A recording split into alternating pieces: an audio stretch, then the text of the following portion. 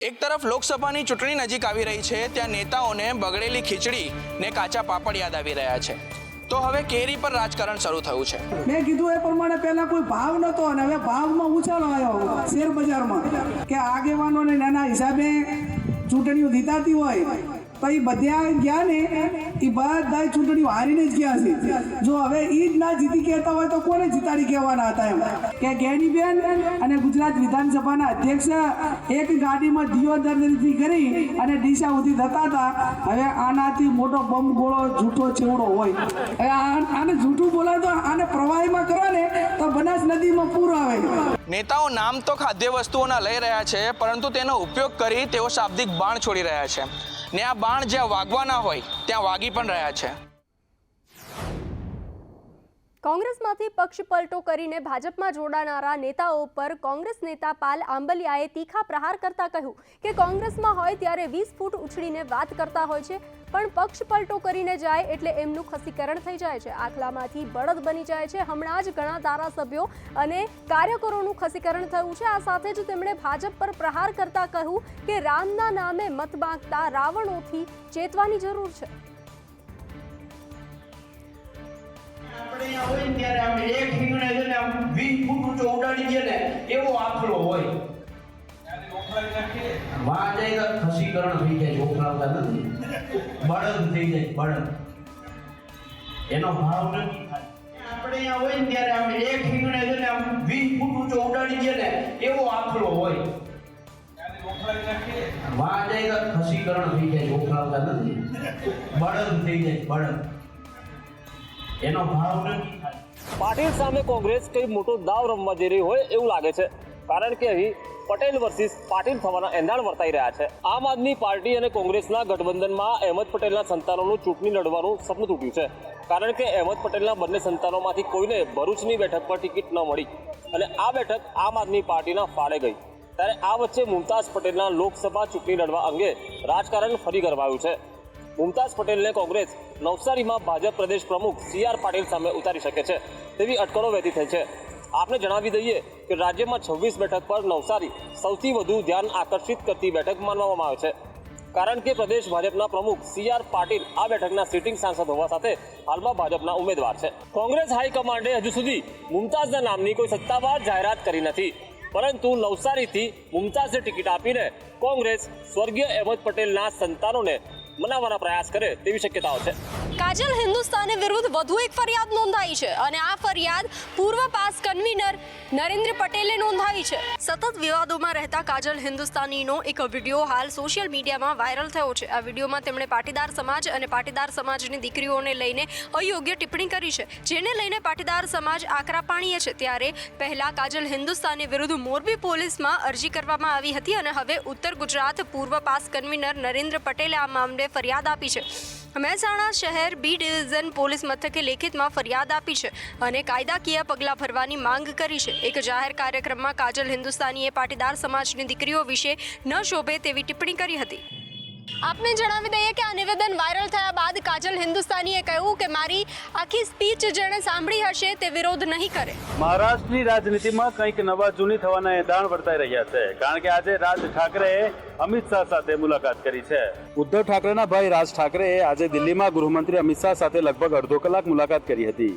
એવી ચર્ચા છે કે લોકસભા ચૂંટણી પહેલા તેમની પાર્ટી મહારાષ્ટ્ર નવનિર્માણ સેના NDAમાં જોડાઈ શકે છે.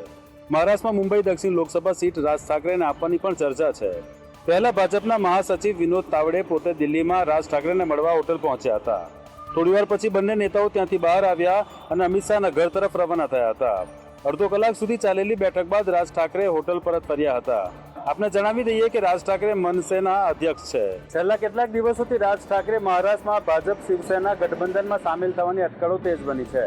બીજી તરફ રાજ ઠાકરેનું દિલ્હી આવવાનું ખૂબ જ મહત્વપૂર્ણ માનવામાં આવે છે. જામનગરના એક વકીલની હત્યાના કેસમાં SITની રચના કરવામાં આવી છે અને ત્યારબાદ આ કેસમાં ઝીણવટભરી તપાસ હાથ ધરવામાં આવી રહી છે. ભાવનગર શહેરના બેડી વિસ્તારમાં જાણીતા વકીલ હારૂન પાલેજાની હત્યા કરવામાં આવી, જે મામલે સિટી B ડિવિઝન પોલીસ સ્ટેશનમાં ગુનો નોંધાયો હતો. કલમ 302, 120B, 143, 147, 149 તથા 135(1) મુજબ ગુનાની તપાસ માટે ખાસ ટીમની રચના કરવામાં આવી છે. વકીલની હત્યા મામલે સાયસા ગેંગની સંડોવણી ખુલ્લી હતી. આ મામલે કુલ 15 આરોપીઓ સામે ફરિયાદ નોંધાઈ. જોકે ઘટનાના 6 દિવસ બાદ પણ હજી સુધી એક પણ આરોપી ઝડપાયો નથી, જેથી હવે એસઆઈટીમાં 6 પોલીસ અધિકારીની નિમણૂક કરી તપાસનો ધમધમાટ શરૂ કરાયો છે. આ ગુનાની તપાસનું ફલક ખૂબ જ વિશાળ હોવાના કારણે થઈને અને કોઈ પણ નાનામાં નાની બાબત કે નાનામાં નાના પુરાવાઓ પણ છૂટી ન જાય એના માટે થઈને એસઆઈટીની રચના કરવામાં આવી છે અને એસઆઈટી આ બાબતે ઝીણવટપૂર્વક તપાસ કરશે. સુરત શહેરમાં માનવ તસ્કરીનો પર્દાફાશ થયો છે. વિધર્મી દંપતીનું કારસ્તાન ઉગાડું પડ્યું છે. આ રેકેટની તપાસમાં સામે આવ્યું હતું કે 2 વિધર્મી દ્વારા હિન્દુ ઓળખ ધરીને સગીરાને ફસાવવામાં આવી હતી. તેમણે બ્યુટી પાર્લરમાં કામ કરતી સગીરાને ફસાવી તેનું અપહરણ કર્યું હતું, જે બાદ તેને રાજસ્થાન લઈ જઈ દેહ વેપારમાં ધકેલી દેવામાં આવી હતી. સગીરાએ તેની આ પીટી પોલીસને જણાવતા અધિકારીઓ પણ ચોંકી ઉઠ્યા હતા. ત્યારે આ મામલે ધડાધડ કાર્યવાહી હાથ ધરવામાં આવી છે. અત્યાર સુધી 6 આરોપી સુધી પોલીસ પહોંચી છે અને તમામની સઘન પૂછપરછ હાથ ધરવામાં આવી રહી છે. આ ચોંકાવનારી ઘટના સામે આવતા જ શહેરભરમાં ચર્ચાનો વિષય બન્યો છે. રેકેટ મોટું હોવાની પ્રબળ શક્યતા છે, ત્યારે પોલીસ તપાસમાં શું સામે આવે તેની ઉપર સૌ કોઈની નજર છે. કચ્છના ગાંધીધામની એક સ્કૂલ ખતરનાક ભણાવે છે. જી હા, અહીંના મેડમ બાળકોને ગાયનું માંસ ખાવા માટે શિખામણ આપી રહ્યા છે.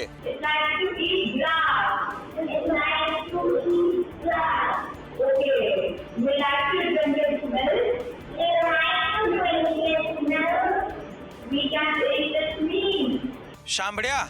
ગાયનું માંસ ખાઈ શકાયાનું ભણતર આપતા શિક્ષકને. આપને જણાવી દઈએ કે આ ગાંધીધામની જીડી ગોયંકા સ્કૂલ છે. આ વિવાદિત ભણતરનો વિડીયો વાયરલ થતાં લોકોમાં ધિક્કારની લાગણી ઉદ્ભવી છે અને હવે લોકોમાં રોષ સામે આવતા જીડી ગોયંકા સ્કૂલે માફી પત્ર પણ જાહેર કર્યો છે. ગાય અંગેનું આવું જ્ઞાન કેટલું યોગ્ય છે? મોંઘી દાટ ફી ભરીને વાલીઓ બાળકોને સંસ્કૃતિ અને શિક્ષણના સાચા પાઠ ભણાવવા માટે શાળામાં મોકલે છે, પરંતુ વાસ્તવિકતા કંઈક અલગ જ છે. ગુજરાત યુનિવર્સિટીમાં થયેલી મારામારીના પડઘા વિદેશમાં પણ પડ્યા છે. ગામ્બિયા દેશનું ડેલિગેશન હોસ્ટેલમાં મુલાકાતે પહોંચ્યું હતું. ગુજરાત યુનિવર્સિટીમાં વિદેશી વિદ્યાર્થીઓ સાથે થયેલી મારામારીની ઘટનામાં ગામ્બિયા દેશનું ડેલિગેશન હોસ્ટેલની મુલાકાત માટે ગુજરાત યુનિવર્સિટી પહોંચ્યું હતું. આ સાથે અફઘાનિસ્તાનના કોન્યુઅલ જનરલ ઝાકિયા વરદાક પણ આવી શકે. વિદ્યાર્થીઓના સૂત્રોથી માહિતી મળી હતી કે બનાવના બીજા દિવસે એટલે કે રવિવારે બધા દેશના વિદ્યાર્થીઓના પ્રતિનિધિઓએ વિડીયો કોન્ફરન્સથી યુનાઇટેડ નેશન્સમાં આખા બનાવની જાણ કરી હતી. ત્યારે હવે ગામ્બિયા દેશના ડીસીએમ, ફર્સ્ટ સેક્રેટરી અને વિદ્યાર્થી પ્રતિનિધિ ગુજરાત યુનિવર્સિટી પહોંચ્યા હતા. વિદ્યાર્થીઓની મુલાકાત લઈ તેમની સાથે ચર્ચા કરીને સલામતીની ખાતરી કરી હતી. આપને જણાવી દઈએ કે અલગ અલગ દેશના 70 જેટલા વિદ્યાર્થીઓ હોસ્ટેલમાં રહે છે, જ્યારે ગામ્બિયા દેશના 26 જેટલા વિદ્યાર્થીઓ હોસ્ટેલમાં રહી અભ્યાસ કરે છે. રાજકોટમાં મહિલા કોર્પોરેટરના પતિદેવોના કૌભાંડનો રેલો આગળ વધી રહ્યો છે. જી હા, હવે ઓરડીઓ ખડકીને ભાડે આપી દેવાના કૌભાંડનો ખુલાસો થયો છે. કુલ આશરે 1004 કાચા પાકા મકાનો સર્વેમાં મળી આવ્યા છે. જે 15 વર્ષ પહેલા સર્વે કરાયો હતો ત્યારે 750 જેટલા હતા, જેમાં 39 જેટલા કોમર્શિયલ બાંધકામો છે. આ પૈકી આશરે 133 ઓરડીઓ ભાડે અપાઈ છે, જેમાં કોર્પોરેટરના પતિ કવા ગોલતરના ભાઈની 8 ઓરડી હોવાનું જાણવા મળે છે. 8 વ્યક્તિના નામે 1 થી વધુ ઓરડીઓ બને છે અને 90 જેટલી મિલકતો હાલ બંધ હાલતમાં છે, જેના કોઈ કબજેદાર મળી આવ્યા નથી. પરંતુ અહીં મહત્વની વાત એ છે કે કોર્પોરેટરના પતિ કવા ગોલતરના ભાઈ વિરમનું નામ પણ આ કૌભાંડમાં ખુલ્યું છે અને સાથે કૌભાંડીઓ સામે કાર્યવાહી કરવામાં મનપાની ઢીલી નીતિ સામે આવી છે. સરકારી આવાસના કૌભાંડમાં પણ બંને નગરસેવકોના પતિદેવોના નામો ખુલ્યા હતા અને હવે એક પછી એક નવા કૌભાંડો ખુલી રહ્યા છે, છતાં પણ હજુ સુધી ફરિયાદ નોંધાઈ નથી. સબસિડી વાળું યુરિયા ખાતર ખેડૂતોને બદલે ઔદ્યોગિક ક્ષેત્રે પહોંચી ગયું છે. આ કૌભાંડ આચરવામાં આવી રહ્યું છે જામનગરમાં. જામનગર નજીક નાગેડીમાં કારખાનું ધરાવતા કારખાનાદાર પિતા પુત્ર સામે ફરિયાદ થઈ છે, કારણ કે સરકારી સબસિડી વાળું રાસાયણિક નીમ કોટેડ યુરિયા ખાતર ખેતીમાં ઉપયોગ કરવાનો હોય છે, પરંતુ અહીં ખેતીમાં વપરાવાના બદલે આ પિતા પુત્ર પોતાના કારખાનામાં ખાતરનો ઉપયોગ કરી રહ્યા હતા. ત્યારબાદ આ ખાતર ઉપયોગમાં લેતાઓનું ધ્યાન આવતા ખેતીવાડી નિયંત્રણ અધિકારીઓએ પોલીસ ફરિયાદ નોંધાવી છે. સરકારી અધિકારીઓની તપાસ દરમિયાન ગત 12મી ફેબ્રુઆરીના દિવસે નાગેડીમાં લક્ષ્મી એન્ટરપ્રાઇઝ નામના કારખાનામાં તપાસણી કરવામાં આવી હતી. આ ખાતરના નમૂના લઈને ટેસ્ટ કરવા માટે લેબોરેટરીમાં મોકલવામાં આવ્યા હતા. રિપોર્ટ્સ અનુસાર આ સબસિડીવાળું યુરિયા કારખાનામાં ઉપયોગમાં લેવાયું હતું, જેના રિપોર્ટ્સ આવ્યા બાદ સાબિતી થઈ ગઈ છે, જેથી હાલ કાર્યવાહી હાથ ધરવામાં આવી છે. અમદાવાદ મહાનગરપાલિકા એક્શન મોડમાં આવી છે, એટલે કે હવેથી સિગ્નલ પર જાહેર થૂકવા મુદ્દે પણ એઆઈ ટેકનોલોજીનો ઉપયોગ કરવામાં આવશે. સ્માર્ટ સિટી પ્રોજેક્ટ અંતર્ગત અમદાવાદ કોર્પોરેશન દ્વારા શહેરમાં 5000થી વધુ સીસીટીવી કેમેરા લગાવવામાં આવ્યા છે. હવેથી આર્ટિફિશિયલ ઇન્ટેલિજન્સ ટેકનોલોજીનો ઉપયોગ કરી શહેરના તમામ સીસીટીવી કેમેરાથી પોલીસ અને મ્યુનિસિપલ કોર્પોરેશન વિવિધ નિયમો ભંગ બદલ પણ કાર્યવાહી કરવામાં આવશે, જેના માટે મ્યુનિસિપલ કોર્પોરેશન દ્વારા ખાસ સોફ્ટવેર તૈયાર કરવામાં આવ્યું છે. 3 મહિના બાદ આ સોફ્ટવેર તૈયાર થઈ જશે અને શહેરમાં લાગેલા તમામ સીસીટીવી કેમેરા અને કંટ્રોલ રૂમ સાથે તેને જોડી દેવામાં આવશે. ત્યારબાદ શહેરમાં કોઈપણ પ્રકારના પોલીસ અથવા તો મ્યુનિસિપલ કોર્પોરેશનને લગતા નિયમનો ભંગ બદલ નાગરિકોને દંડ કરવામાં આવશે.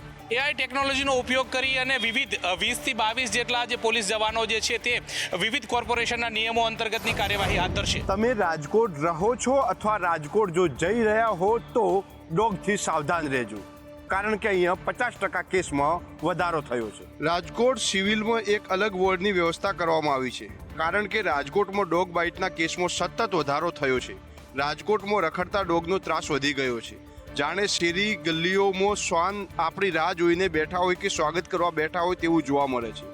સરકારી આંકડા મુજબ છેલ્લા 12 મહિનામાં 9થી 10 હજાર જેટલા લોકો શ્વાનના હુમલાનો ભોગ બન્યા છે. ત્યારે આ સમસ્યાથી છુટકારા માટે તંત્રએ વર્ષ 2008થી શ્વાનોના ખસીકરણનું અભિયાન શરૂ કર્યું હતું અને છેલ્લા 5 વર્ષમાં 90% શ્વાનોનું ખસીકરણ કરવામાં આવ્યું છે, તેવો તંત્રનો દાવો છે. હવે જે રીતે શ્વાનના ત્રાસની ઘટનાઓ વધી રહી છે તે રીતે તંત્રના દાવાઓ પોકળ થઈ રહ્યા છે. અહીંયા કંઈક અલગ જ રંધાતું હોય તેવું પણ લાગે છે. ગુજરાત રાજ્યમાં દિવસે ને દિવસે ગરમીનો પારો ઊંચકાતો જાય છે. એવામાં અમદાવાદમાં હવે રોગચાળાએ ભરડો લીધો છે. છેલ્લા 15 દિવસથી વાયરલ ઇન્ફેક્શન અને સ્વાઇન ફ્લૂના કેસ વધતા ઘરે ઘરે બીમારી પહોંચી છે. ત્યારે માર્ચ મહિનાના બીજા સપ્તાહમાં એટલે કે ગત સપ્તાહ દરમિયાન પાણીજન્ય રોગમાં પણ વધારો નોંધાયો છે. અમદાવાદની સોલા સિવિલ હોસ્પિટલમાં વાયરલ ઇન્ફેક્શન અને સ્વાઇન ફ્લૂના કેસ ઘટ્યા છે, પરંતુ તેની સામે ઝાડા, ઉલટી અને ટાઇફોઇડના કેસમાં વધારો થયો છે. મહિનામાં 17 દિવસમાં ઝાડા ઉલટીના 336, જ્યારે ટાઇફોઇડના 153 અને કમળાના 57 જેટલા કેસ નોંધાયા છે. શહેરમાં મચ્છરજન્ય રોગોમાં ઘટાડો જોવા મળ્યો છે. ડેન્ગ્યુના 10 અને મેલેરિયાના 9 કેસ નોંધાયા છે. તો હાલ પાણીના સેમ્પલ લેવાનું શરૂ કરવામાં આવ્યું છે. ચાલુ વર્ષ દરમિયાન 2013 જેટલા પાણીના સેમ્પલ લેવામાં આવ્યા, જેમાંથી 32 જેટલા અનફિટ આવ્યા છે.